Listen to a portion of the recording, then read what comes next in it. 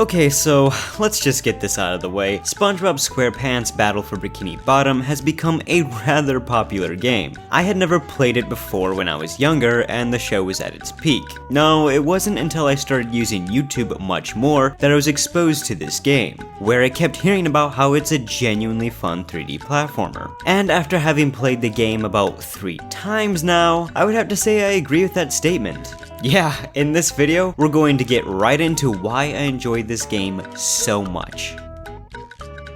First off, yes, Battle for Bikini Bottom is a collectathon 3D platformer. You have a hub world, large levels to play on and explore, and you need to collect a specific MacGuffin to progress in the game. This all starts after you're introduced to Plankton coming up with a new plan to steal the Krabby Patty secret formula, in classic SpongeBob tradition. His plan involves using robots. However, when turning on his duplicator machine, he accidentally set the robots to disobey rather than obey. Because of this, the robots start causing some havoc in Bikini Bottom. SpongeBob and Patrick decide to help fix this problem because they believe the robots are their fault after making a wish with the use of the magic conch shell. That's it, then you're just thrown right into things, and for me, it works. The story is simple because it mostly just wants to get to the gameplay. The real strength of the story is how faithful it is to the characters and how they are represented in the actual show. Personally,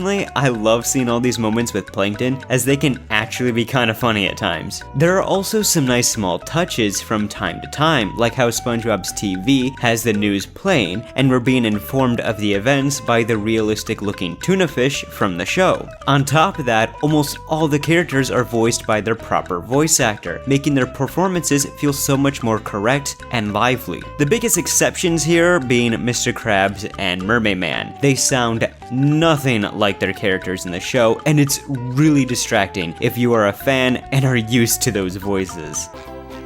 So, that's quality craftsmanship, that is. Come again.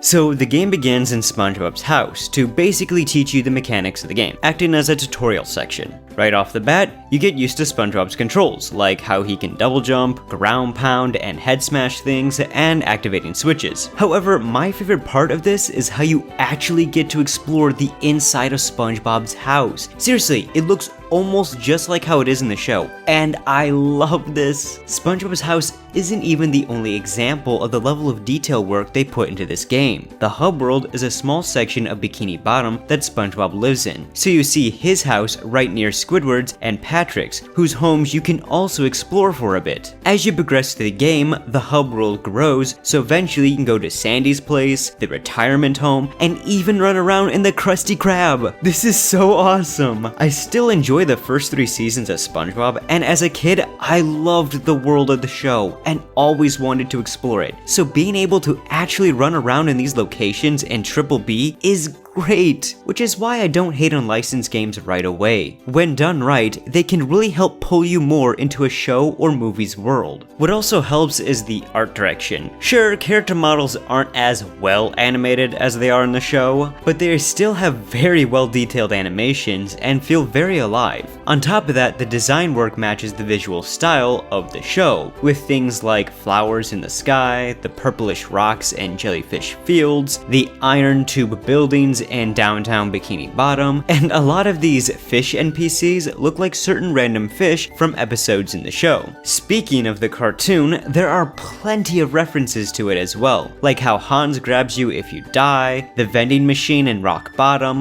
Kelpo billboards, and scallops acting as birds. With all these little details, it makes it feel like this game was made by people who actually enjoy SpongeBob, or at the very least are familiar with it and wanted to give the fans something they could enjoy. Lastly, the music is really complimentary too. Tracks like the main theme feel like they could have come from the show themselves. Some of the music is a bit more laid back, while others are more upbeat, and a few are even atmospheric. Either way, it's a pretty good soundtrack that's worth listening to.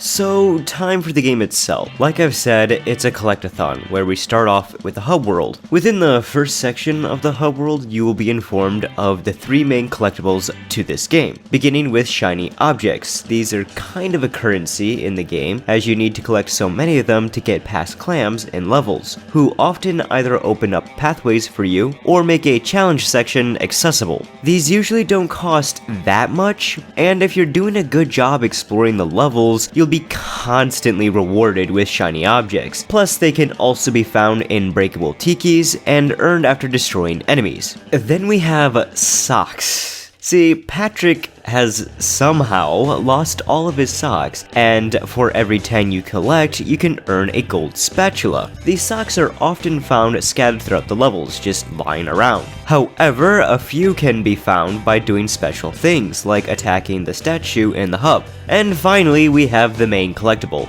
golden spatulas. You need to collect so many of these to progress through the game, cause they give you access to bosses and levels. Now, you can earn some by giving Mr. Krabs shiny objects, but often they are better earned by exploring the levels. Some golden spatulas are found just lying around in the world, but quite a few are found by completing challenges within the levels, such as bungee jumping in certain areas, getting past an obstacle course, collecting paintings, or beating some time trials. You will be mostly playing as Spongebob in this game, and we've already gone over a few of his controls, but let's talk about some of his bubble moves. As you get further in the game, Spongebob can learn a few new moves from Bubble Buddy, such as a bubble bowling ball to roll across the floor and a bubble missile. At certain points, SpongeBob himself can roll into a ball. However, this is not very fun. A lot of it has to do with the controls. SpongeBob's movement is somehow slightly stiff and not very responsive to turning, making these sections very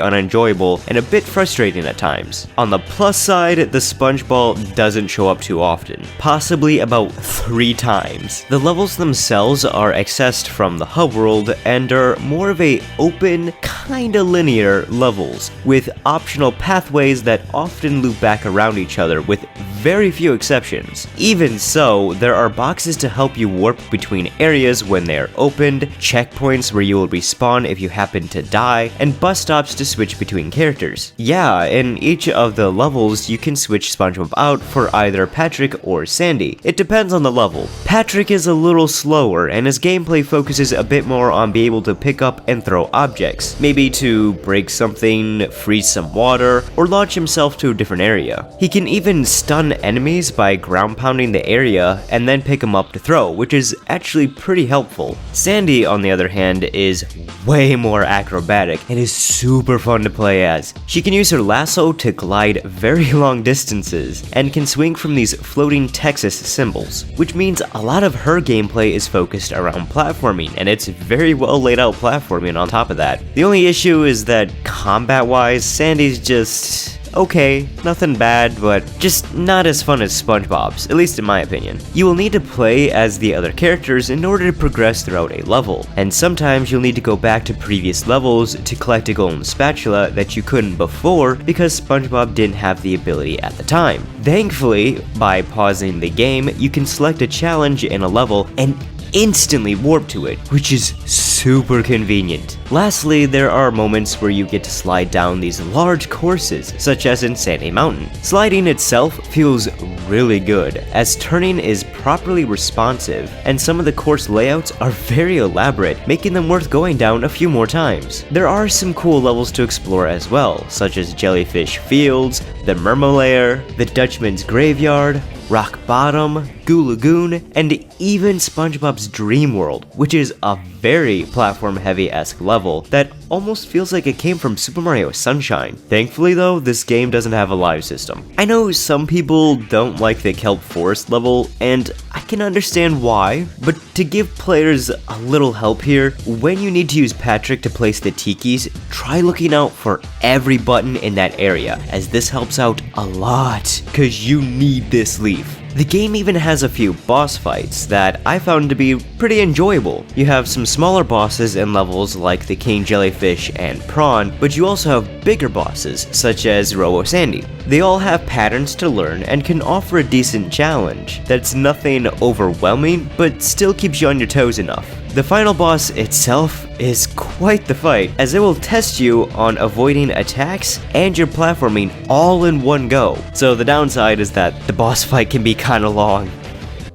I love this game, and would easily recommend it to anyone who loves 3D platformers and collectathons, and anyone who loves SpongeBob. This is a really good platformer, with well-made levels that are fun to explore and offer some good platforming challenges. The characters are fun to play as. There is a great level of detail to this game, with all its references to the original cartoon, and in things like just how many idle animations SpongeBob has. Heck, you can even go to the police station to see bios on all the enemies, or the movie theater to take a look at concept art for this game. It's such a charming collectathon and is by far one of my favorites for the system. It's right up there with Ape Escape 2 and 3 for me personally. Like I said, if you're a fan of SpongeBob, you should absolutely play this game. It is one of the best licensed games I have ever played and feels like a genuine love letter to the show. However, there is one last game I want to take a look at before we end this marathon, so I'll see you all next time.